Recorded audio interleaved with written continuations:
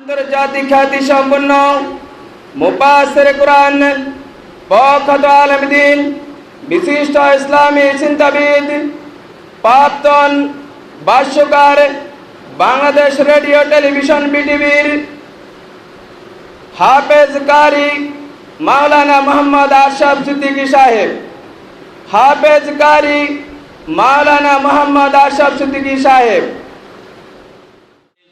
রহমতুল্লাহি ওয়া বারাকাতুহু।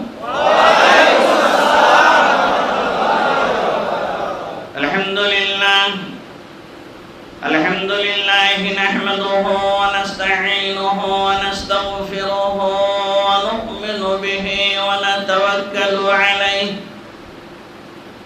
ওয়া না'উযু বিল্লাহি মিন শুরুরি আনফুসিনা ওয়া মিন সাইয়্যাতি আ'মালিনা মান ইয়াহদিহিল্লাহু ফালা মুদিল্লা লাহু ওয়া মান yudlilhu fala hadiya lahu wa nashhadu an la ilaha illallah wahdahu la sharika lahu wa nashhadu anna sayyidina wa sanadana wa habibana wa habibu rabbuna wa maulana Muhammadan abduhu wa rasuluhu alladhi arsalahu bil haqqi bashiran wa nadhiran wa da'iyan ila Allahi bi idhnihi wa sirajan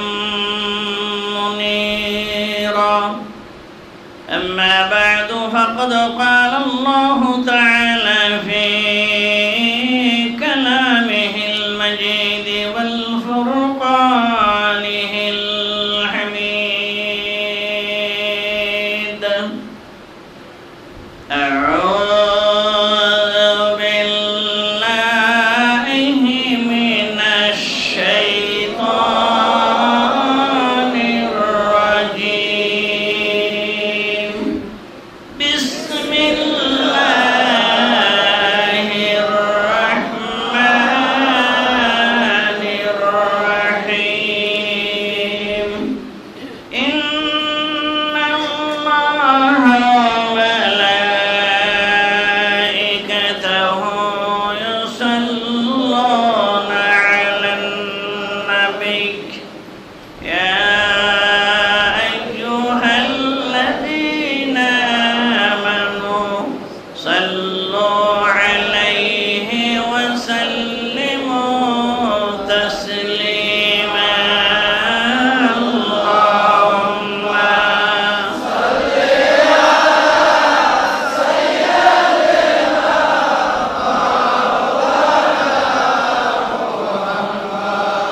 وعلى آل سيدنا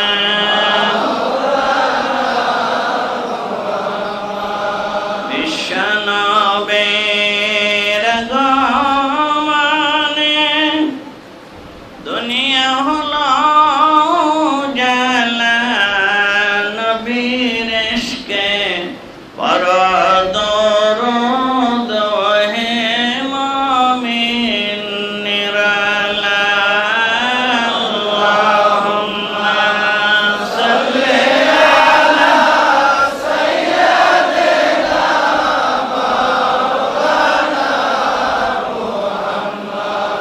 وعلى آل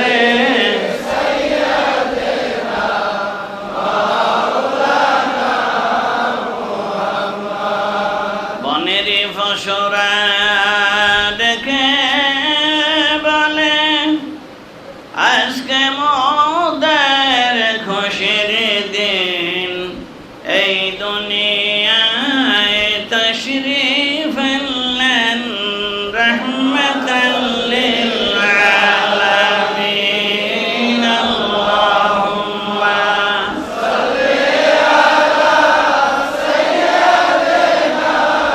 মাওলানা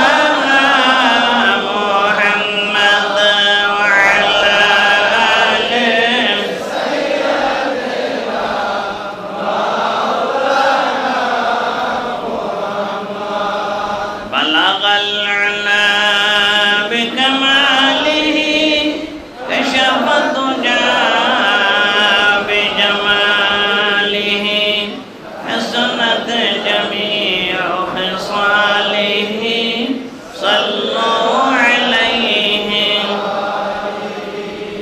ये तेरी मुराद थी के लौह कलम तक पहुंचा और मेरी मुराद है कि मैं तेरे कदम तक पहुंचा बलगल उला बिकमालिही कशफ दुजा बिजमालिही हसनत जमीअ खसालिही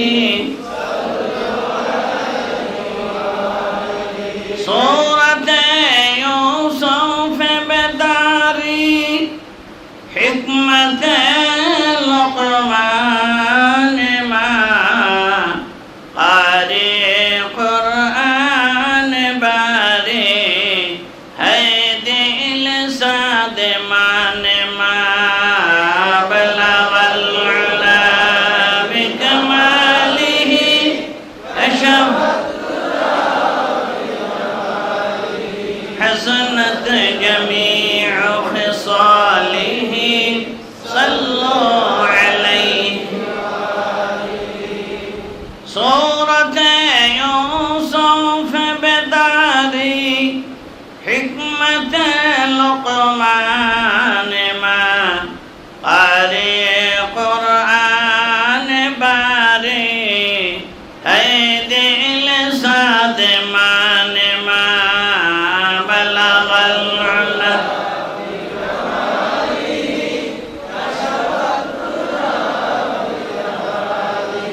हसनत जमीअ खसालिही सल्लु अलैहि फूले फूल तक बुलबुल का तरन्नुम भी न हो जमन दहर में कलियों का तबस्सुम भी न हो बलगल उला कशफ दुजा बिजमालिही हसनत जमीअ खसालिही सल्लु अलैहि ला इलाहा इल्लल्लाह ला इलाहा इल्लल्लाह ला इलाहा इल्लल्लाह ला इलाहा इल्लल्लाह ला इलाहा इल्लल्लाह ला इलाहा इल्लल्लाह ला इलाहा इल्लल्लाह ला इलाहा इल्लल्लाह ला इलाहा इल्लल्लाह ला इलाहा इल्लल्लाह ला इलाहा इल्लल्लाह ला इलाहा इल्लल्लाह ला इलाहा इल्लल्लाह ला इलाहा इल्लल्लाह ला इलाहा इल्लल्लाह ला इलाहा इल्लल्लाह ला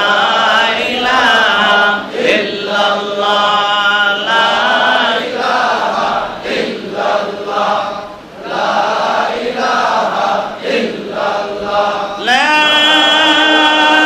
इलाहा इल्लल्लाह मुहम्मदुर रसूलुल्लाह सल्लल्लाहु अलैहि वसल्लम अल्लाह अल्लाह अल्लाह अल्लाह अल्लाह अल्लाह अल्लाह अल्लाह अल्लाह अल्लाह अल्लाह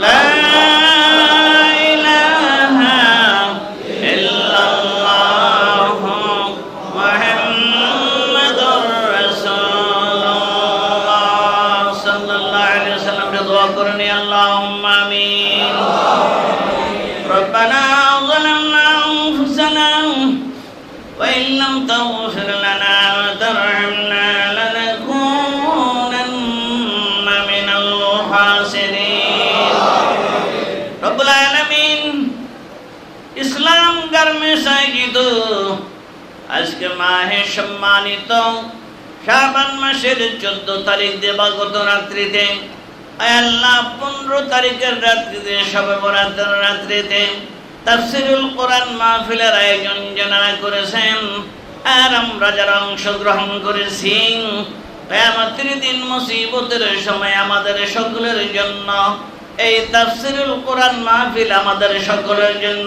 নাজাতের ওসিলা করে দিও আল্লাহ রব্বুল আলামিন দয়া করে এই মাহফিলকে মঞ্জুর করে নিয়ে এমডি সাহেব অসুস্থ আছেন আল্লাহ তার জন্য আগে দোয়া করে নেই যেহেতু তার উসিলায় হাজার হাজার মানুষের জিকিরে ফায়সালা পাচ্ছে আল্লাহ তিনি অসুস্থ আছেন এমডি সাহেবকে আপনি সুস্থ করে দেন আল্লাহ আল্লাহ দরখাস্ত দোয়া কবুলের রজনী শাবান মাসের 15 তারিখের রজনী আপনি নিজেই বলেছেন নালা মুস্তাগফিরিন ফাগফির লাহু কে আছো বান্দারে কে আছো অপরাধী পাপ করেছো মাফ চাও আমি আল্লাহ তোমার জীবনের গুনাহগুলো মাফ করে দেব আল্লাহ আমরা জীবনের গুনাহ মাফ চাইয়া হাত উঠাইছি আমাদের জীবনের সকলের সমস্ত গুনাহগুলো মাফ করে দাও আল্লাহ ইসলাম গার্মেন্টসটাকে কবুল মঞ্জুর করে নিয়ে আল্লাহ এর উপর থেকে যত রকমের বালা মুসিবত গজব আযাব আছে আল্লাহ যত রকমের সমস্যা আছে দূর করে দিয়ে রহমত বরকত দিয়া খায়ের দিয়া ভরপুর করিয়া দাও রব্বুল আলামিন ইসলাম গার্মেন্টসটাকে আয় আল্লাহ ইসলামের জন্য কবুল মঞ্জুর করে নিন আল্লাহ অফিসার থেকে শুরু করে নিম্ন স্তর যারা কর্মচারী আছে বিশেষ করে অফিসার স্টাফ আয় আল্লাহ যতগুলি কর্মচারী আছে আল্লাহ যতগুলি শ্রমিক আছে তোমার আলিশান দরবারে দরখাস্ত তাদের জন্য আল্লাহ অফিসার সহ সকলকে সিকিউরিটি গার্ড আছে অতন্ত্র প্রহরীর মতো পাহারা দিয়ে হেফাজত করতেছে আল্লাহ সকলের জীবনের সমস্ত গুনাহগুলো মাফ করিয়া দাও রব্বুল আলামিন আয় আল্লাহ এমডি সাহেবের আল্লাহ দুইটা ছেলে আছে আয় আল্লাহ দুইটা ছেলেকে ইসলামের জন্য কবুল করে এদেরকে হিদায়াত নসিব করে মসজিদমুখী বানিয়ে দিও আল্লাহ প্রত্যেকটা শ্রমিক প্রত্যেকটা কর্মচারীকে নামাজি বানিয়ে দিও আল্লাহ আয় আল্লাহ রমজান মাস আসতেছে তোমার হাবিব দোয়া করেছেন আল্লাহ তোমার হাবিব বলেছেন আল্লাহ রজবের বরকত শাবানের বরকত রহমত এবং রমজান পর্যন্ত আমাদের বুঝাইয়া দাও আল্লাহ জীবনে যার মা নাই বাপ নাই তার মতো হতভাগা কেউ নাই আল্লাহ মা বাবার জীবনের গুনাহগুলো মাফ করিয়া দাও মা বাবাকে জান্নাতুল ফেরদাউসের মেহমান বানিয়ে দাও রব্বুল আলামিন দয়া করে মেহেরবানি করে আমাদের জীবনের সমস্ত গুনাহগুলো মাফ করে দিয়া আমাদেরকে পরিপূর্ণ হিদায়াতের ফয়সালা আজকে করিয়া দাও আল্লাহ ইয়া রব করম তো আগার করে ও বাদ দে জুবা কো দিল ভরা সর করে তাকাব্বাল মিন্না ইন্নাকা আনতাস সামিউল আলিম ওয়া তুব আলাইনা ইন্নাকা আনতাত তাওয়াবুর রহিম আল্লাহ যেদিন এই জমিন ছেড়ে জনমের মতো বিদায় নিব কঠিন মৃত্যুর ঘাড়িতে সকলের কলবে ইমানের কলেমা জারি করে প্রত্যেকের জবানে ভরিয়ে দিও লা ইলাহা ইল্লাল্লাহু মুহাম্মাদুর রাসূলুল্লাহ। আজকাল বিশাল জন সমুদ্র, জায়গা নাই কোথাও, সব ভরে গেছে। এই জন্য আগে ভাগেই ব্যবস্থা নিয়েছেন কমিটি, পার্টির ব্যবস্থা করেছেন, বসার ব্যবস্থা করেছেন, জেনারেটরের ব্যবস্থা করেছেন, যেখানে বসার সমস্যা নাই, শোনার সমস্যা নাই, লাইটের সমস্যা নাই, মাইকের সমস্যা নাই। যে আল্লাহ আমাদেরকে আজকে দয়া করেছেন, মেহেরবানি করেছেন, যে এই তাফসীরুল কোরআন মাহফিলে বসার সুবর্ণ সুযোগ করে দিয়েছেন, আমরা সেই মালিকের আলিশান দরবারে শুকরগুজার করছি। সকলে বলি আলহামদুলিল্লাহ, সকলে বলি আলহামদুলিল্লাহ, আরো জোরে বলি আলহামদুলিল্লাহ। আমার বন্ধুরা, আমরা কোরআন শরীফ শুনবো, আল্লাহ তাবারক তাআলা ইরশাদ করছেন যে আমার কোরআন শরীফ শুনবে তার উপরে খাস রহমত বরকত নাযিল হতে থাকে, আর গুনাহগুলো মাফ হতে থাকে। একটা অক্ষর শুনলে 100টা নেকি তাকে দেওয়া হয়। আমার বন্ধুরা,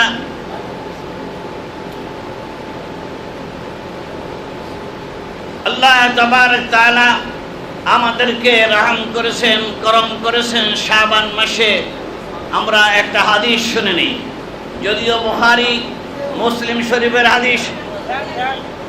আমরা শুকরিয়া আদায় করি যে আল্লাহ তাবারক তাআলা সর্বকালের সর্বযুগের সর্বশ্রেষ্ঠ মহামানব মুহাম্মদুর রাসূলুল্লাহ সাল্লাল্লাহু আলাইহি ওয়াসাল্লামের আমাদেরকে উম্মত হওয়ার তৌফিক দান করেছেন। এই জন্য শুকরিয়াতান আরেকবার বলি আলহামদুলিল্লাহ।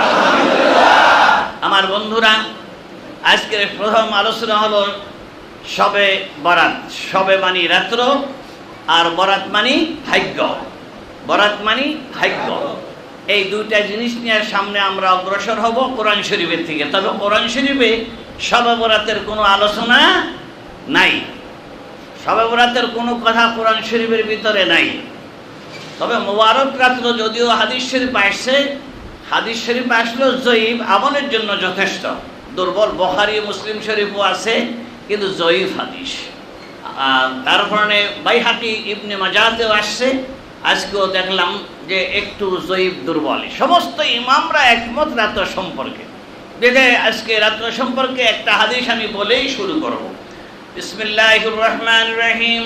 وقال عليه الصلاة والسلام إذا كانت ليلة النصف من شعبان فقوموا ليلها وصوموا يومها فإن الله تعالى ينزل فيها لغروب الشمس إلى السماء الدنيا فيقول ألا مستغفر فأغفر له ألا مسترزق فأرزقه ألا مبتلى فأعافيه ألا كذا حتى يطلع الفجر। আল্লাহ রাসূল বলেছেন যে যখন শাবান মাস আসবে, এই শাবান মাসের প্রথম কথা হলো আহসু হিলালা শাবান আলী রমাদান। শাবান মাসের হিসাবটা তোমরা খুব কড়াভাবে রাখবে এবং নজর রাখবে, যাতে করে রমজান মাসের চাঁদ নিয়ে কোনো গোলমাল না হয়। এই জন্য খুব দৃষ্টিশক্তি দিয়ে রাখতে হবে। শাবান মাস, রজব মাস যখন 29 গেছে, তাহলে এই মাস যদি 30 হয়, রোজার মাস 29 যাবে। কারণ হলো রমজান মাস 31 হয় না, 29 আর 30 এর মধ্যেই থাকে। যদি আমরা 31 গুনতে পারবো না।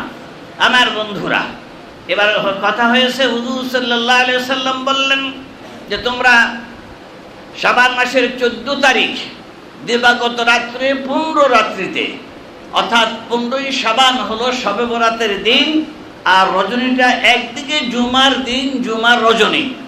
আজকে জুমার রাত্র, বৃহস্পতিবার দিন হলো, রাত্র হলো জুমার রাত্রি, আর জুমার রাত্রিটা হলো শবে কদরের সমতুল্য রাত্রি।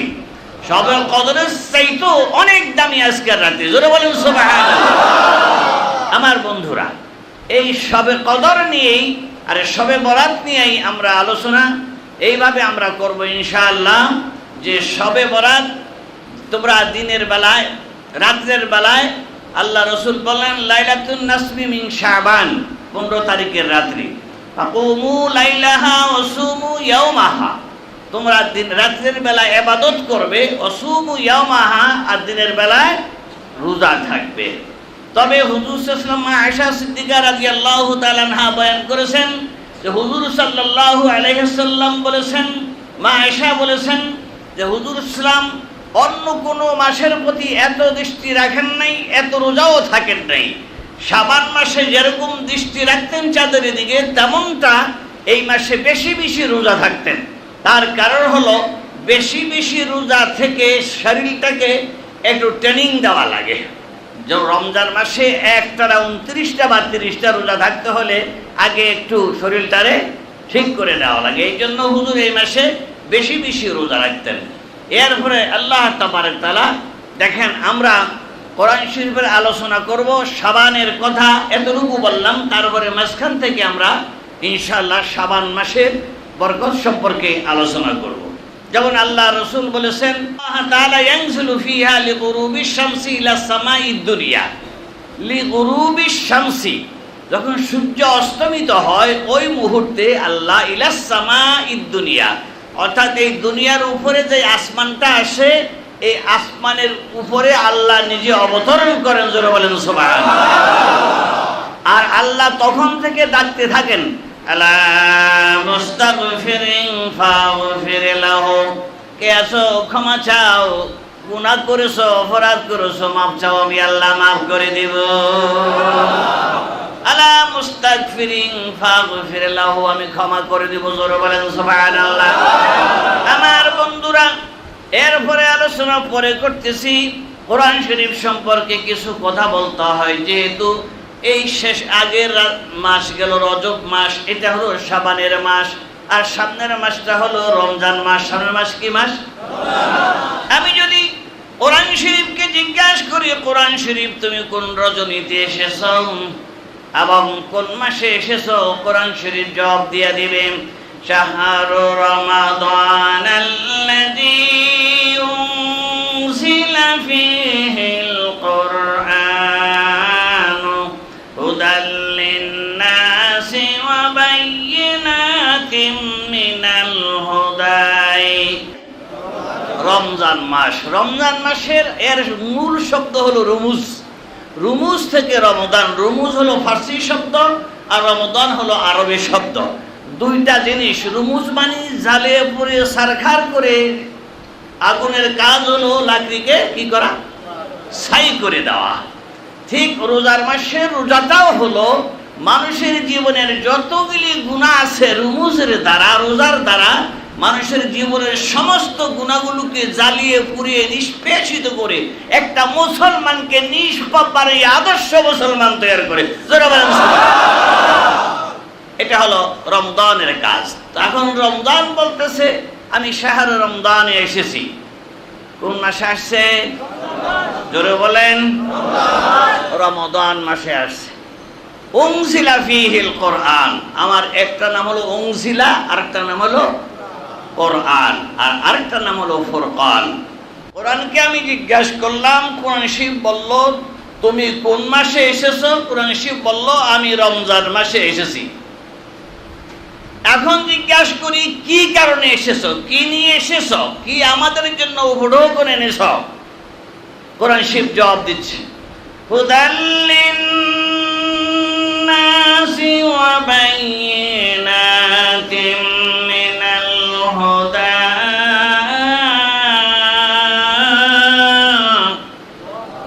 আল্লাহ বললেন কোরআন শরীফ তোমাদের জন্য এমন জিনিস নিয়ে এসেছে উপঢৌকন, সেটা হলো একমাত্র যে একটা পরিপূর্ণ হিদায়েত, জীবন ব্যবস্থা, সমাজ রাষ্ট্র ব্যবস্থা। কোরআন শরীফ বলতেছে হুদাল লিন্নাস, গোটা বিশ্ব মানব গোষ্ঠীর জন্য মুক্তির একটা সনদপত্র নিয়ে আমি জান্নাতে নেওয়ার জন্য এসেছি। জোরে বলেন সুবহানাল্লাহ। এই জন্য কোরআন শরীফ এসেছে। এরপরে কোরআন শরীফকে যদি জিজ্ঞাসা করি, তুমি তো গোটা মানব কল্যাণ মঙ্গল মুক্তির জন্য এসেছ, এবার জান্নাতের দিকে নিয়ে যাবা, ভালো কোথায়? এখন তোমার সাথে আমার কথা হলো, তাইলে তুমি তোমার পরিচয় কি? পরিচয় হলো এই যে এখানে আমার আল্লাহ তাবারক তাআলা বলছেন অবায়্যিনাতিম মিনাল হুদা। বায়্যিনাত বলা হয়েছে সমস্ত আম্বিয়া আলাইহিমুস সালামকে। কি বলা হয়েছে? বায়্যিনাত। আর এই বায়্যিনাতের মূল বুনিয়াদটা হলো, সেটা হলো এই গোলাপ ফুল দেখছেন, গোলাপ ফুলের ভিতরে কোনো স্পট আছে? জোরে বলেন। ভুল বলছেন, তাহলে দেখেনি নেই গোলাপ ফুল। গোলাপ ফুলের ভিতরে বিভিন্ন সবুজ, বিভিন্ন লাল, বিভিন্ন কালো কালো কালো কালো ফুটা গোলাপ ফুলের ভিতরে আছে কি নাই? ভালো করে দেখেন নেই, আজকে গিয়ে কালকে গিয়ে দেখবেন গোলাপ ফুল ধরা। গোলাপ ফুলের ভিতরে তিরুটি আছে, গ্রানের মধ্যে তিরুটি নাই। কথা ঠিক না ঠিক? গোলাপ ফুলের মধ্যে একটু সমস্যা আছে, লাল গোলাপ আছে, সাদা গোলাপ আছে, আবার সাদা গোলাপের মধ্যে রং বিরঙের ফুটা এবং কিছু সবুজ নীল রঙও আছে। এটা কি দেখছেন ভালো করে? দেখেন নাই, এই জন্য বলছেন গোলাপ ফুলে কোনো স্পট নাই। একটা কথা বলে, আনাস রাদিয়াল্লাহু তাআলা আনহু বয়ান করেছেন, পূর্ণিমার রজনীতে আমি হুজুর সাল্লাল্লাহু আলাইহি সাল্লাম সামনে যে একটা চেয়ারের উপরে বসছেন পূর্ব দিকে ফিরে, এই সময় পূর্ণিমার চাঁদ উঠতেছে। আনাস রাদিয়াল্লাহু তাআলা আনহু বলেন, আমি ওই দিকে লক্ষ্য করি, আবার হুজুর সাল্লাল্লাহু আলাইহি সাল্লামের মুখ মুবারকের দিকে লক্ষ্য করি যে কোনটা কে কারে আলো দিচ্ছে। বারবার আমি চাঁদের দিকে তাকাই, চাঁদের ভিতরে বিভিন্ন স্পট দেখি, বিভিন্ন রং আছে, আছে না চাঁদের ভিতরে? বিভিন্ন রং আছে।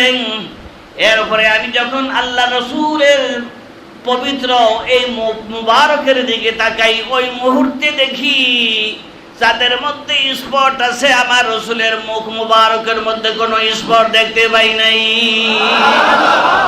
আমি আবার যখন চাঁদের দিকে তাকাই, আবার যখন রসুলের মুবারক মুখের দিকে তাকাই, তাকিয়ে দেখি আমার রসুলের এই মুখ মুবারক চাঁদকেও আলো দিতে আছে।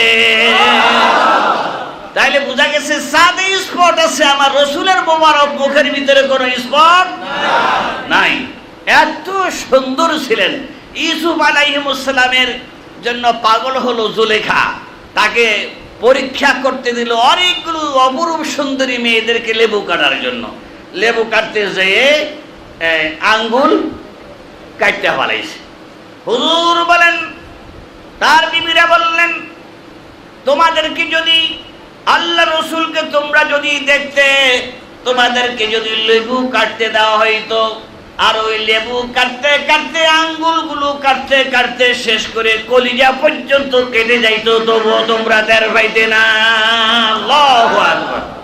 এত সুন্দর ছিল আমার রসুল, চাঁদকেও যে আলো দিছে। আমার বন্ধুরা, তো রসুল সাল্লাল্লাহু আলাইহি সাল্লাম এত সুন্দর ছিল, এই জন্য বলা হয়েছে বাইয়িনাত। সমস্ত আম্বিয়ারা হলো বাইয়িনাত। অবাইয়িনাতিম মিনাল হুদা, এরাই কিন্তু উপযোগী। এই বাইয়িনাত হলো উপযোগী কোরআন শরীফ আর হেদায়েত পাওয়ার মতো সর্বপ্রথম কারা? আম্বিয়া আলাইহিমুস সালাম, নবী হুজুর সাল্লাল্লাহু আলাইহি সাল্লাম, এরাই কিন্তু হলো এই বাইয়িনাত। আর এই বাইয়িনাতটা বলছে অবাইয়িনাতি মিনাল হুদা, এটা একটা হেদায়েতের গ্রন্থ। যেমন অন্য আয়াতে বলছে, হুয়াল্লাযী আরসালা রাসূলাহু বিল হুদা ওয়া দীনিল হাক্কি লিইয়ুযহিরাহু আলাদ দীনি কুল্লিহি ওয়ালাউ কারিহাল মুশরিকুন।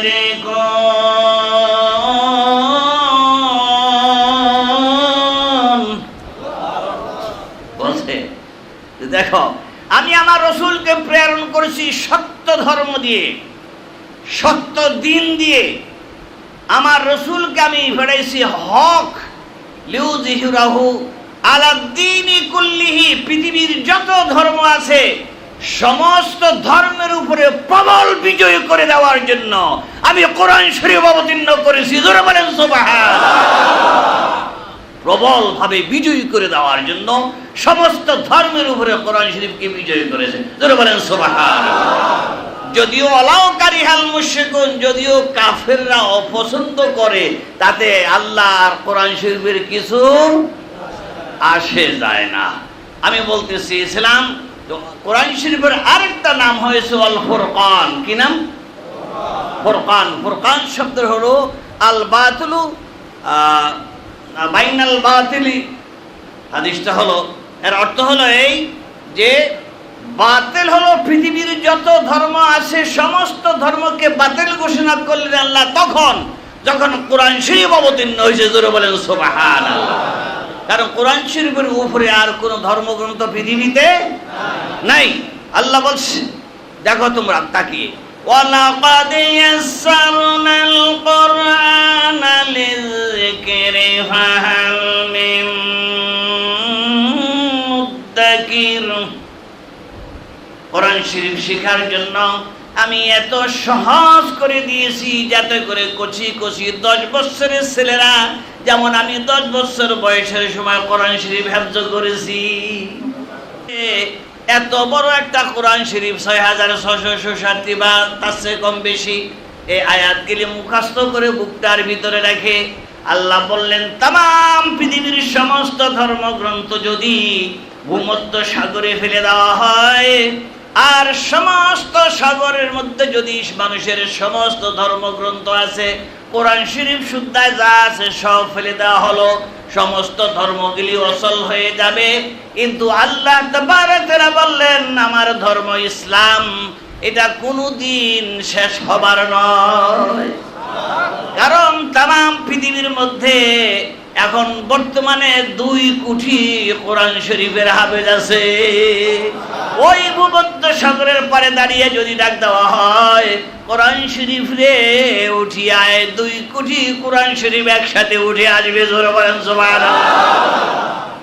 তাহলে কোরআন শরীফ লয় নাই, তার ক্ষয় নাই, শেষও নাই। এই পৃথিবী যত মডার্ন হবে, বিজ্ঞান হবে, প্রগতির যুগ হচ্ছে, কোরআন শরীফ তত বৈজ্ঞানিক হচ্ছে। দৈনিক নিত্য নতুন আবিষ্কার কোরআন শরীফ করতেছে, এর এই প্রমাণ। যেমন মরিস বুকাইরি তাম পৃথিবীর সমস্ত ধর্মগ্রন্থ শেষ করে কোরআন শরীফের সাথে তুলনা করতে পারে নাই। এখন কোরআন শরীফ দেখলে এটি একমাত্র হক এবং সত্য ধর্ম। এ কোরআন শরীফ হাতে বুকের মধ্যে নিয়ে তিনি চিন্তা করলেন, বর্তমান যুগের কোরআন শরীফ যা আছে, সমস্ত কোরআন শরীফ তো মানুষের প্রেসে লেখা, নিশ্চয়ই কোনো এদিক সেদিক হতে পারে, তবে অরিজিনাল কোরআন শরীফ কোথায় পাবো? তিনি খুঁজতে খুঁজতে রাশিয়া চলে গেলেন, সমরখন্দে, তাশখন্দে। ওই লাইব্রেরিতে ছিল, জোরে বলেন সুবহানাল্লাহ। ওই কোরআন শরীফ নিয়ে বর্তমান যুগের কোরআন শরীফের সাথে মিলাইতে শুরু করলো বিসমিল্লাহর বাদ থেকে। দীর্ঘদিন ধরে মিলাইতে বিসমিল্লাহর বাদ থেকে শুরু করে সূরা নাসের সিন পর্যন্ত যেদিন তেলাওয়াত করা শেষ হলো, সেদিন বললেন, আমি কোরআন শরীফের ভুল ধরতে যাইয়া আমি মরিস বুকাইলের ভুল ধরা পড়ে গেছে। সমস্ত পৃথিবীর ধর্মগ্রন্থ ভুল, আমি কোরআন শরীফের একটা বুলির স্টপকেও পরিবর্তন দেখি নাই, জোরে বলেন সুবহানাল্লাহ। কোরআন শরীফ সত্য দেরি হলো না, সে মরিস বুকাইলি ইসলাম গ্রহণ করে মুসলমান হয়ে গেছে। আমরা মুসলমান, একটা কাফের যদি মুসলমান হতে পারে কোরআন শরীফ হাতে নিয়ে, আমরা কোরআন শরীফ হাতে নিয়ে কি করতে পারি বল? ঈমান। আল্লাহ রাসূল বলছে, আল্লাহ বলছে, কোরআন শরীফ যত শুনবে তত ঈমান বাড়তেই থাকবে। হুজুর বললেন, আমার উম্মত কোরআন শরীফ শুনতেই থাকবে যতক্ষণ না তারা জান্নাতুল ফেরদাউসে চলে যাবে। কোরআন শরীফ এত আজিম কিতাব, এত মধুর কিতাব। এখন কোরআন শরীফকে আমি জিজ্ঞাসা করি, তাহলে তোমার দাম আর কতটুকু আছে? তুমি কতটুকু মূল্যবান, কতটুকু তোমার দাম আছে? কোরআন শরীফ জবাব দিয়ে দিবে। কোরআন শরীফ বলতেছে, আল্লাহু কানাল বাহরু মিদাদাল লিকালিমাতি রাব্বি লানাফিদাল বাহরু ক্বাবলা আন তানফাদা কালিমাতু রাব্বি ওয়ালাউ জিনা বিমিসলিহি মাদাদা।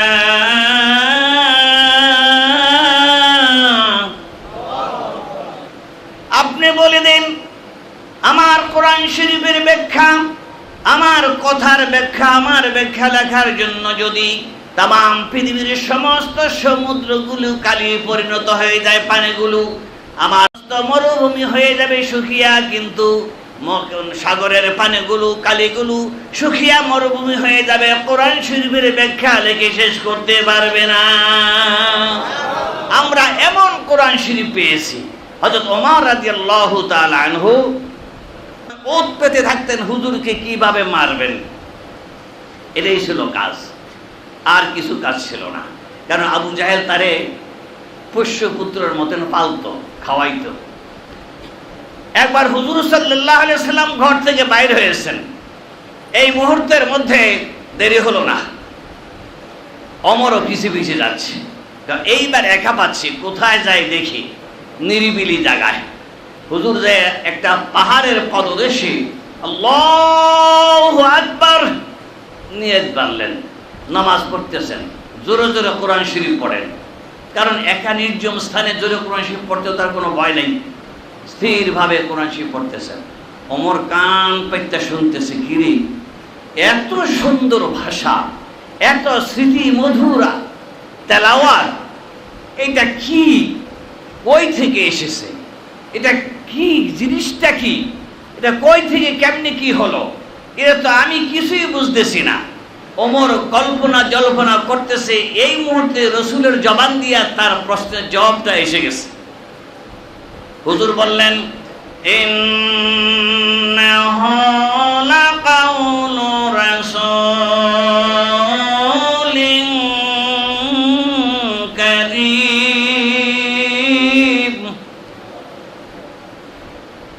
নিশ্চয়ই এই কোরআন শরীফ মহা সম্মানিত রসুলের আনিত। জোরে বলেন সুবহানাল্লাহ। কিরে, আমি মনে মনে কল্পনা জল্পনা করলাম, আর রসুল জবাব দিয়ে দিল যে এটা মহা রসুলের সম্মানিত রসুলের আনিত কিতাব।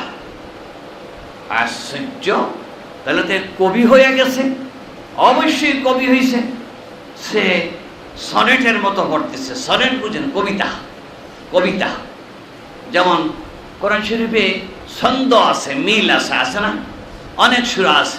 যেমন ওয়াসামুদাল্লাযীনা জাবুস-সখরা বিল-ওয়াদ ওয়া ফিরআউনা যিল-আওতাদ আল্লাযীনা তাগাউ ফিল বিলাদ। যত পড়বেন এরকম অপূর্ব মিল।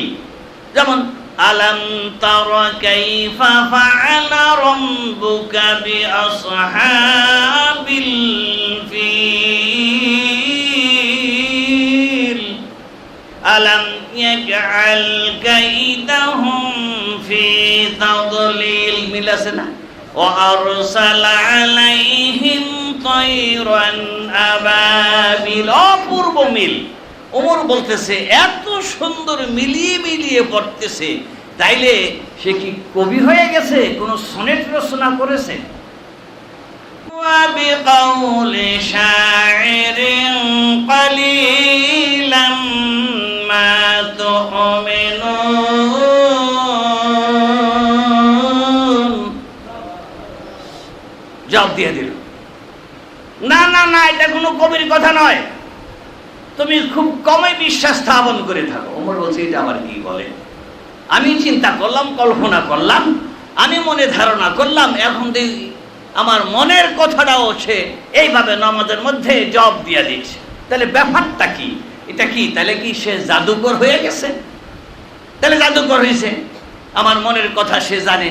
পৃথিবীর কোন জাদুকর মনের কথা আসলেও জানে না, মনের কথা জানবে না। এটা আল্লাহ পাকের পার্সোনাল ব্যাপার। কথা ঠিক না? ঠিক, এটা আল্লাহ পাকের পার্সোনাল ব্যাপার। অন্তরের খবর কে জানে? একজন জানে। ইয়ালামু খাইনাতাল আয়ুনি ওয়া মা তুখফিস সুদূর।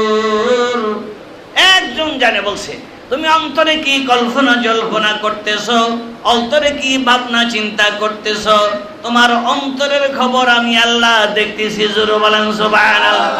এই চক্ষু দিয়া তুমি কি লুকোচুরি খেলতেছো, কি চোখের পলক মারতেছো, আমি আল্লাহ দেখতেছি। জোরে বলেন সুবহানাল্লাহ। কি আল্লাহ দেখতে পান কি পান না? জোরে বলেন, আল্লাহ দেখতে পায় কি পায় না? এখন বলতেছে, তাহলে তো মুহাম্মদ কবি হয়ে গেছে। এবার জবাব দিচ্ছে হুজুর সাল্লাল্লাহু আলাইহি ওয়াসাল্লাম ওমরের কথার উপরে, আমা বিকাউলি কাহিনিন কালিলাম মা তাযাক্কারুন। জবাব দিয়ে দিল। আশ্চর্য কথা, না না না, এটা কোনো জাদুকরের কথাও নয়, এটা জাদুকরের কোনো ভাষাও নয়। তোমরা খুব অল্পই অনুধাবন করো। আশ্চর্য কথা, আমি মনে যেটাই কল্পনা করি সেইটার জবাবই দিয়ে দিচ্ছে। অনেকে কোরআন শরীফ আবার শুনতে চায় না, বিরক্ত লাগে, এটা মজা লাগে না। গান গল্প গুজব করলে, ইতিহাস করলে মানুষ এইটার লেগে আর উঠবো না। কথাটা ঠিক না ঠিক জোরে বলেন? কোরআন শরীফ কি সবাই শুনতে চায়? কোরআন শরীফ সবাই শুনতে চায় না, এটা ভাল লাগে না। কোরআন শরীফ জানে না, ভালো লাগবো কই থেকে? কলমেই জানে না, গোসলের ফরজও জানে না। আমার বন্ধুরা, এরপর বলতেছে তাইলে এটা কোনো জাদুকরের কথাও না, কিছুই না, তাইলে এটা কি, ব্যাপারটা কোথায়? হুজুর তার এই মনের কল্পনা জল্পনার জবাবটা হুজুর দিতেছেন। তানজিলুম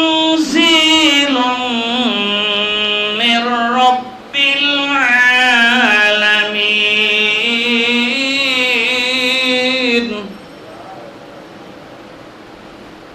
জবাব দিয়ে দিলেন, এই কিতাব হলো বিশ্ব পালন কর্তা প্রভু রব্বুল আলামিনের পক্ষ হতে কোরআন অবতীর্ণ হয়েছে। জোরে বলেন সুবহানাল্লাহ। ওমর বলতেছে আমার পায়ের তলার বোধহয় মাটি সরে যাচ্ছে, আমি নিচের দিকে চলে যাচ্ছি। এটা কি ব্যাপার? আমি যা কল্পনা জল্পনা করি সেটার থেকেই কোরআন শরীফ দিয়া জবাব দিয়ে দিচ্ছে। এই আশ্চর্য কথা, আমার মনে হচ্ছে পায়ের তলার মাটি আমার সরে যাচ্ছে। আল্লাহ গ্যারান্টি দিলেন যেটা রব্বুল আলামিন এই কিতাব পাঠাইছে, কোনো নকল টকল হলো কিনা। এমনি হুজুর সাল্লাল্লাহু আলাইহি ওয়াসাল্লাম এই চিন্তাটা করে তার জবাবটা কোরআন শরীফ থেকে বাইর করে দিলেন। সে যদি কোনো কথা রচনা করে আমার কোরআন শরীফের ভিতরে ঢুকিয়ে দিত, তাহলে তার দুই হাতকে আমি চেপে ধরতাম, লা খাযনা মিনহু বিল ইয়ামিন, আর তার জিহ্বাটা কেটে ফেলে দিতাম আমি। জোরে বলেন সুবহানাল্লাহ। এটা রসুলের কথাও নয়, কোনো কথা কোরআন শরীফে রসুল কিছু বলছে, রসুল বানাইছে, কোনো রচনা করতে পারছে? সুম্মা লাকাতানা মিনহুল ওয়াতিন, সেদিন কেউ তোমরা তাকে রক্ষা করতে পারতে না। আমি তার হাত চেপে ধরতাম, জিহ্বা কেটে দিতাম, কেউ সেদিন তাকে রক্ষা করার কেউ ক্ষমতা ছিল না। আল্লাহু আকবার। আল্লাহ কেমনি গ্যারান্টি দিচ্ছে কোরআন শরীফ সম্পর্কে হুজুর সাল্লাল্লাহু আলাইহি ওয়াসাল্লামের? তাহলে এখানে আল্লাহ তাবারক তাআলা আমাদেরকে উপদেশ দিচ্ছেন, ওয়ামান নাযলামু মিম্মান ইফতারা আলাল্লাহিল কাযিবা ওয়া হুয়া ইউদআ ইলাল ইসলাম ওয়াল্লাহু লা ইয়াহদিল কওমাজ জালিমিন। বলছে ওমান আযলামু মিম্মান ইফতারা আলাল ইসলাম। এক শ্রেণীর মুসলমান আছে ইসলামকে বিশ্বাস করে ইসলামের দিকে ধাবিত হচ্ছে, অথচ আল্লাহকে মিথ্যা অপবাদ দেয়। আছে কি নাই? জোরে বলেন। আল্লাহকে অপবাদ দেয়। আল্লাহ বলছে এক চাইতে অধিক জালেম আর কে হতে পারে? আল্লাহু লা ইয়াহদিল কওমাজ জালিমিন। আমি আল্লাহ গ্যারান্টি দিচ্ছি এই সমস্ত জালেমদের কোনোদিন তারা হেদায়েত প্রাপ্ত হবে না, এদেরকে হেদায়েত দেওয়া হবে না। আল্লাহ গ্যারান্টি দিচ্ছে। এই আয়াত আমি পড়ছি, এরপরের আয়াতের অর্থ কিছুক্ষণ আগে বলে গেছি। তারপরের আয়াত হলো ইয়া আইয়ুহাল্লাযীনা আমানু হাল নাদুল্লুকুম আলা তিজারাতিন তুনজিকুম মিন আযাবিন আলীম। বলল আমি কি তোমাদেরকে এমন একটা ব্যবসার কথা, তাজারুতের কথা বলবো যে ব্যবসা করলে তোমরা তোমাদের, আল্লাহ তাবারক ওয়া তাআলা বলতেছেন যে তোমরা এই ব্যবসাটা করলে কঠিন আযাব থেকে তোমরা মুক্তি পাবে। সরে বলেন সুবহানাল্লাহ। এই ব্যবসা করলে কি হবে? কঠিন আযাব থেকে বাবাশশিরহুম বিআযাবিন, আযাব তোমাকে গ্রেফতার করবে না, তুমি আযাব থেকে মুক্তি পেয়ে যাবা। এরপরে আল্লাহ তাবারক ওয়া তাআলা সুন্দর করে বললেন তুমিনুনা বিল্লাহি ওয়া রাসূলিহি ওয়া وتجاهدون في سبيل الله بأموالكم وأنفسكم ذلكم خير لكم إن كنتم تعلمون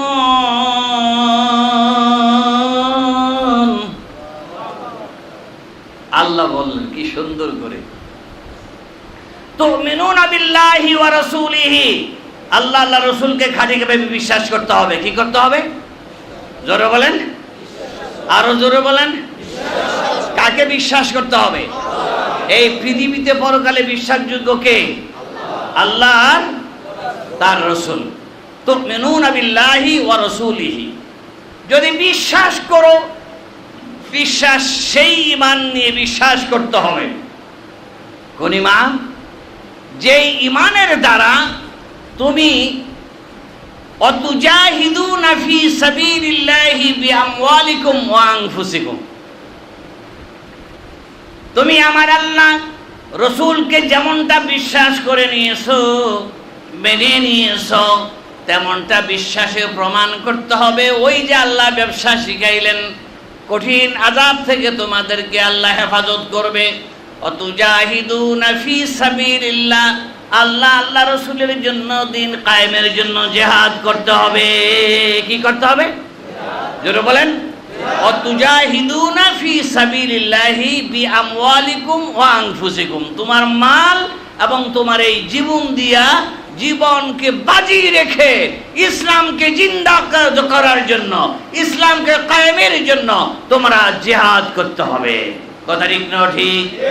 কোরআন শরীফ বিশ্বাস করার প্রমাণ হলো এটা, যে তুমিনুনা বিল্লাহি ওয়া রাসূলিহি ওয়া তুজাহিদুনা ফি সাবিলিল্লাহি বিআমওয়ালিকুম ওয়া আনফুসিকুম যালিকুম খায়রুল লাকুম ইন কুনতুম তা'লামুন।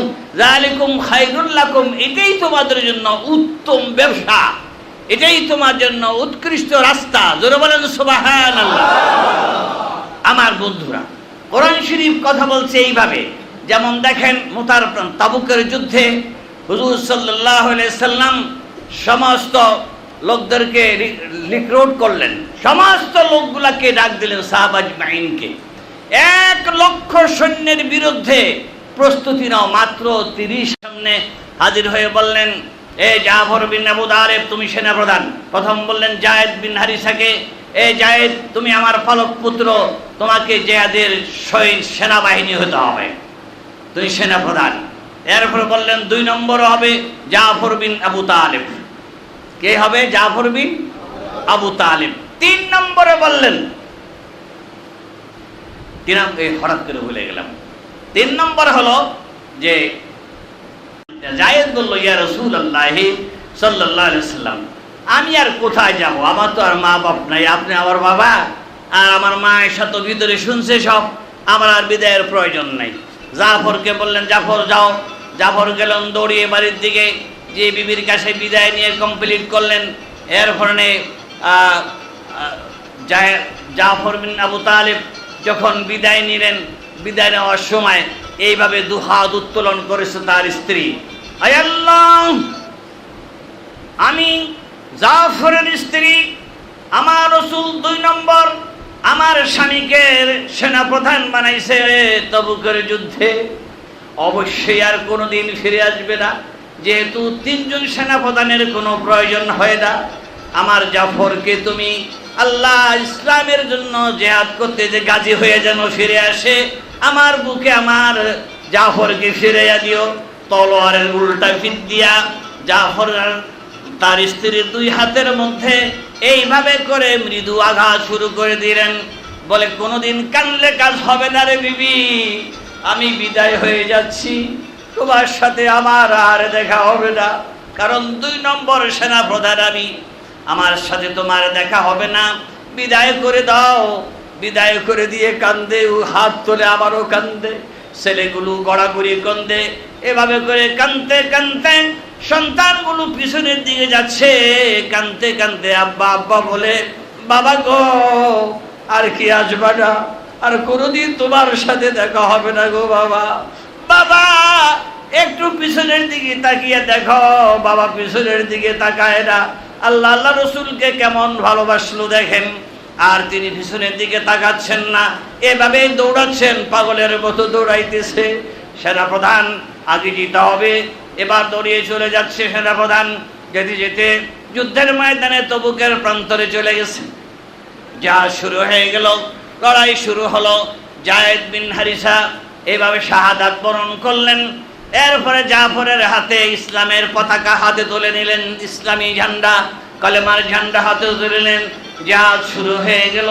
জিহাদ করতে করতে হঠাৎ করে এমন একটা তলোয়ার এসে জাফরের বাম হাতে পড়লো, বাম হাতটা এই পর্যন্ত কেটে পড়ে গেল।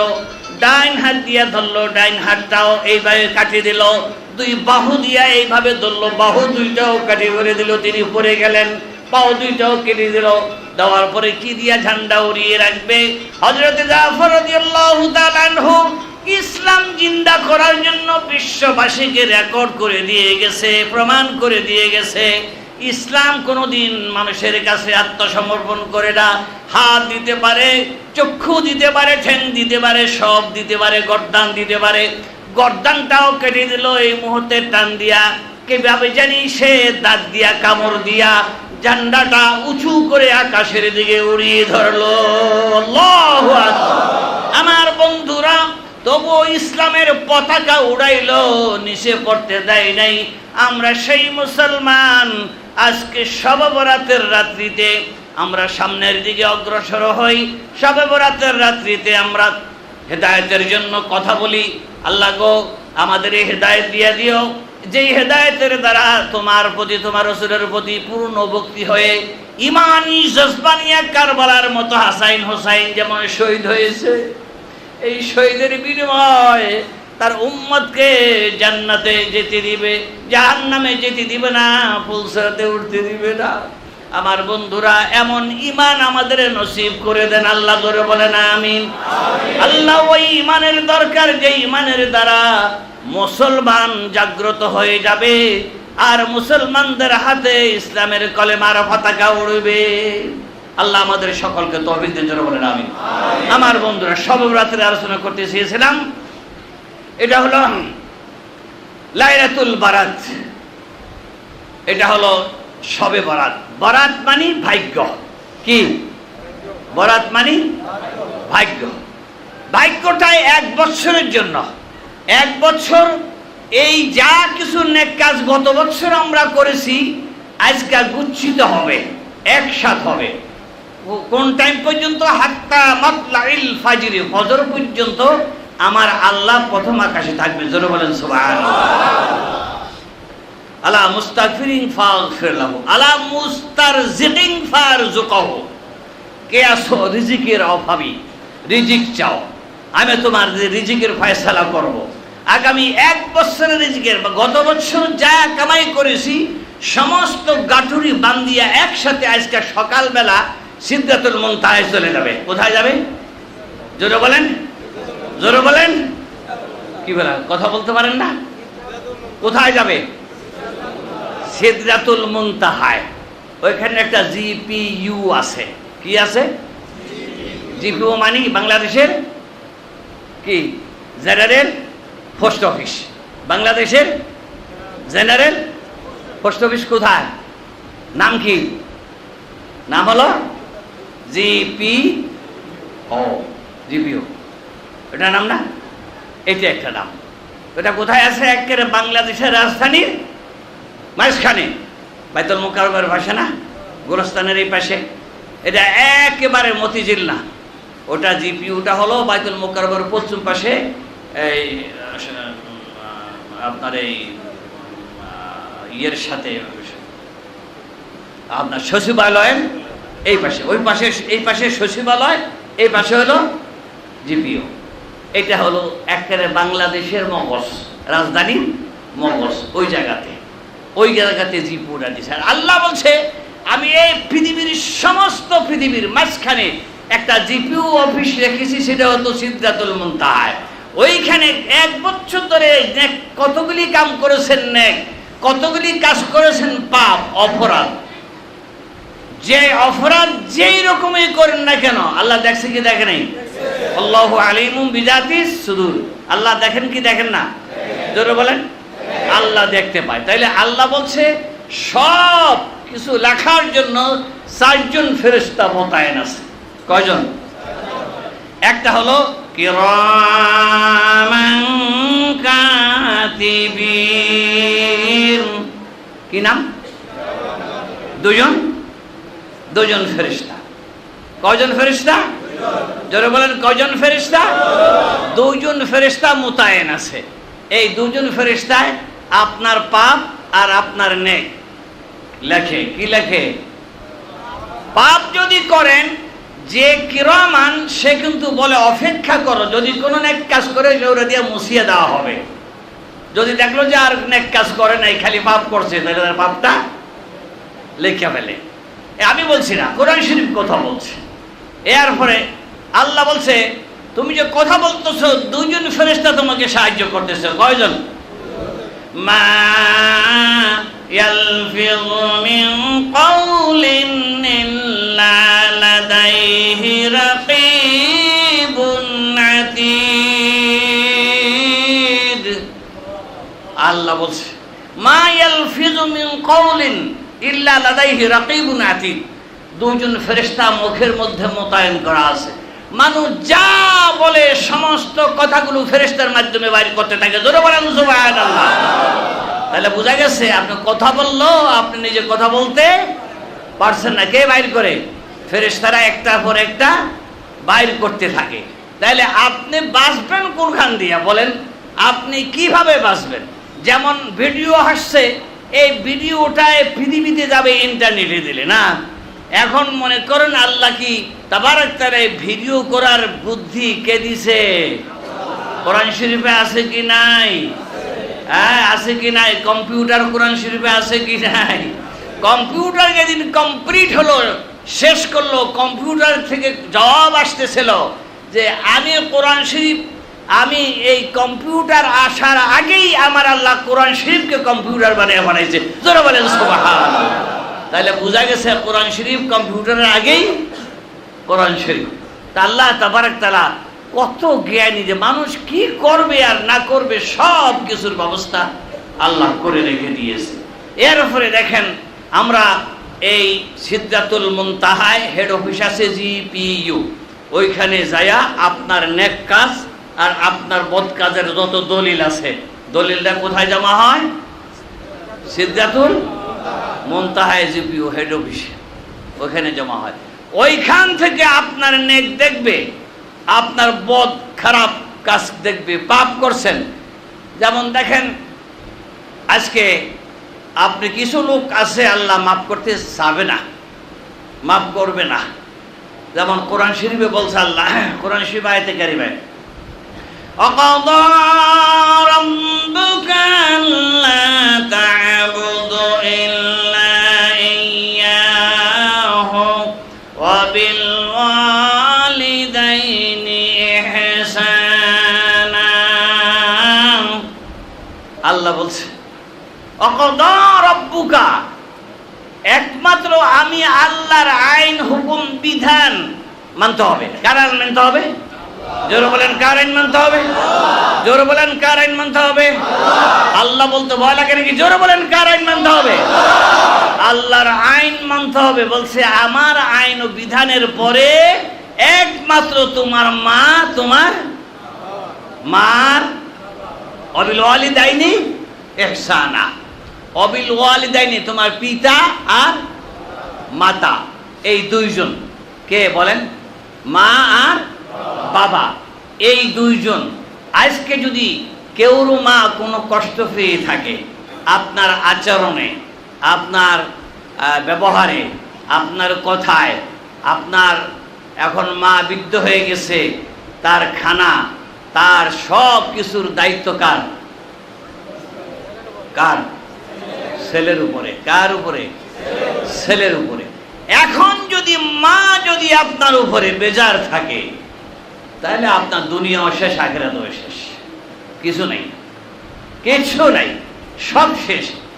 আপনি যদি জীবনে মাকে আঘাত দিয়ে থাকেন, কষ্ট দিয়ে থাকেন, আজকে রাতও যদি মা জীবিত থাকে, কার কাছে আত্মসমর্পণ করতে হবে? মার কাছে। যে মা বড় দরদি, 32টা নারী ছিল সন্তান, যত অপরাধ করেন মায়ের কাছে যদি পায়ে ধরে বলেন মাগো মাগো করে ডাক দিলে মা আগে কান্দে। কথা ঠিক না ঠিক? মা আগে কান্দে, বাবা রে আমি তোরে কষ্ট দেই নাই বাবা, তোকে মাফ করে দিলাম। কথা ঠিক না ঠিক? মায়ের মন এত নরম, মা দেরি করতে পারে না। যদি কষ্ট দিয়ে থাকেন, আপনি একা একা রাত্রে নামাজ পড়লে যখন দোয়া উত্তোলন করবেন তার আগে মার কাছে যাইবেন। মার কাছে যেয়ে বলতে হবে মাগো অপরাধ তোমাকে তোমার সাথে করেছি, অন্যায় করেছি, জুলুম করেছি, অত্যাচার করেছি, তুমি আমারে মাফ করো মা, নাইলে আমি জাহান্নামে যাব। হুমা জান্নাতুকা ওয়া নারুকা, তোমার মা জান্নাত, তোমার মা বাবা জাহান্নাম। কথা ঠিক না ঠিক? রাসূল বলেছে হুমা জান্নাতুকা ওয়া নারুকা, তোমার মা বাবা খুশি, তোমার জন্য জান্নাত ওয়াজিব হয়ে যাবে, তোমার মা বাবা বেজার, খোদার কসম তোমার জন্য জাহান্নাম ওয়াজিব হয়ে যাবে। তাহলে মায়ের কাছ থেকে কি করতে হবে? বাবার কাছ থেকে। মানে অনেকে ছেলেপেলেরা কয় কি জানেন, তো বুড়ে হয়ে গেছে, অনেক ব্যাপার করিও না, তো বর্তমান বেশি বুঝি। কথা ঠিক না ঠিক বলে? অনেক লোক আছে না, অনেক বর্তমান ছেলেপেলে আছে না, কয় তুমি কম বুঝো, বুড়ে হয়ে গেছে চুপ করে দাও, দমক দেয়। আরে অসভ্য, বুড়ো হয়ে গেছে, তোর থেকে জ্ঞান বেশি আছে, কিন্তু তুই মানুষ না। কথা ঠিক না ঠিক? হুজুর বলছে বাপ মা যদি বৃদ্ধ হয়ে ঘরে যদি একবার অচল হয়ে পড়ে থাকে, তবুও তোর জন্য একটা নেক পয়সা আছে, তার খেদমত কর। আর তার খেদমত কর, খেদমত করলে আল্লাহ খুশি, রাজি খুশি, তোমার জন্য জান্নাত ওয়াজিব হয়ে যাবে। জোরে বলেন সুবহানাল্লাহ। মা বাবা যদি বেজার হয়, একজন যদি পাও তার সাথে সদ্ব্যবহার করো, তার খেদমত করে দাও। কারণ তুমি যদি আচার খারাপ করো, মা যদি তোমার আচরণে উহ শব্দ করে, আল্লাহ বলছে সঙ্গে সঙ্গে উহ শব্দটা আমি আল্লাহর আরশ আযীম তীরের মতো ভেঙে ঢুকে যায়। আল্লাহ সহ্য করতে পারে না মার উহ। দোয়া চাইতে হবে, দোয়া নিতে হবে। কথা ঠিক না ঠিক? বলেন কার কাছে দোয়া চাইতে হবে? রাগ করবেন না। সোহাগ দিয়া কত যত্ন করে লালন পালন করেছে, আজকে সেই বাজারি কোন হালতে আছে। তোমার রহমতের কোলে ওই মা বাবারে তুমি লালন পালন করো। জোরে বলেন সুবহানাল্লাহ। এই দোয়াটা সন্তানের তীর যদি নিক্ষেপ করে দেরি হয় তার গন্তব্যস্থলে পৌঁছতে, কিন্তু সন্তানের দোয়াটা দেরি হয় না, তীরের আগে পৌঁছিয়া যায়। জোরে বলেন সুবহানাল্লাহ। আল্লাহ নবী গো, আমি আমার সন্তানকে আলেম বানাইছিলাম, আমি আমার সন্তানকে নামাজ শিখাইছিলাম, নামাজ পড়ছে, নামাজ পড়ে আমার জন্য দোয়া করেছে। আল্লাহ আমার মা ছোটকালে কত আদর যত্ন সোহাগ কোলে কাছে নিয়েছে, আজকে মা দুঃখিনী কি অবস্থায় আছে জানি না, তুমি মাকে জান্নাতুল ফেরদাউসটা দিয়ে দাও। সঙ্গে সঙ্গে কবুল হয়ে গেছে আমার দোয়া। সন্তানের দোয়া আমার জন্য কবুল হওয়ার কারণে আমার কবরটাকে আল্লাহ জান্নাতুল ফেরদাউস বানাইয়া দিয়েছে। আরো জোরে বলেন সুবহানাল্লাহ। আমার কবরটাকে আল্লাহ জান্নাতুল ফেরদাউস বানিয়ে দিয়েছে। যার মার মনে কষ্ট আছে আজকে দোয়া কবুল হবে না, বিপদ আছে। হুমা জান্নাতুকা ওয়া নারুকা, আল্লাহ রাসূল বলেছে তোমার মা বাবা তোমার জান্নাত, তোমার মা বাবা তোমার জাহান্নাম। বিধায় মায়ের কাছে পায়ে ধরে, হাতে ধরে, চোখের পানি ফেলে দিয়া চিৎকার মারেন মা। মা ডাক দেওয়ার আগেই তোমার কথা মার কলিজায় ছিদ্র হয়ে গেছে, সঙ্গে সঙ্গে তোমারে মাফ করে দিবে। কারণ 32টা নারী ছিল সন্তান। মায়ের মতো আদর পৃথিবীতে কে করবে গো? মায়ের মতো সম্পদ কে আছে যে আল্লাহর পরে? আল্লাহ বলছে আমার পরে তোমার মা তোমার বাবা। সেই মা বাবার খবর রাখতে পারো না, মরে গেছে, মা চলে গেছে, ইন্তেকাল করেছে, কবরের পাশে যাও, রাতে জিয়ারত করো, আসসালামু আলাইকুম ইয়া আহলাল কুবুর। অন্তত কিছু না পারলেও সূরা ফাতিহা পড়ো, সূরা ফাতিহা, সূরা ইখলাস পড়ো, দোয়া করো। আজকে রাত্রে দোয়া করো, অবশ্যই অবশ্যই তোমার দোয়া তোমার মা বাবার জন্য কবুল হয়ে যাবে। কারণ তোমার মা বাবার জন্য যদি তোমার দোয়া কবুল হয়ে যায়, যত কষ্ট দোষ দুনিয়াতে সমস্ত মোচন করে দিয়ে আল্লাহ তোমার মা বাবার জন্য তোমাকে আল্লাহ জান্নাত দিয়ে দিবে। এত আসতে কোন কাল সুবহানাল্লাহ। আমার বন্ধুরা, এইগুলো একটা। আর ইবাদত কবুলের আরেকটা শর্ত আছে, সেটা হলো হালাল কি রুজি। সেটা কি? আল্লাহ যে বলছে আলা মুস্তাগফিরিন ফাগফির লাহু, রিজিক চাও আমার কাছে। কার কাছে রিজিক চাবে? জোরে বলেন, কার কাছে রিজিক চাইতে হবে? আল্লাহর কাছে যদি চিন্তা হয়, আজকে চাইবেন না কবে চাইবেন? কবে চাইবেন? জোরে বলেন, আজকে চাইতে হবে। রিজিক চাবেন, আজকে ফয়সালা হয়ে যাবে, 1 বছরে রিজিকের ফয়সালা হবে। বলে তাহলে তো ইহুদি খ্রিস্টান বৌদ্ধ চাকমা যা বিধর্মী আছে এরা তো আর এগুলি করে না, সবে বরাত সবে কত টতর এগো নাই, তো এগুলো খাওয়ায় কেন? আল্লাহ বলছে তোমরা তো এটা জানোই না, কারণ এরা বলছে রব্বানা আতিনা ফিদ দুনিয়া হাসানা। আল্লাহ দুনিয়ার যা শান্তি মুক্তি আছে, ফেরাউন যেমন চাইয়া গেছে, ইহুদিরও তেমন চায়, খ্রিস্টানরাও তেমন চায়, এরা পরকাল চায় না। এই জন্য আল্লাহ বলছে তোমরা যেমন চাইছো তেমনই তোমাদেরকে দুনিয়াতে যা দরকার তাই মিশিয়ে দিয়ে দিছি।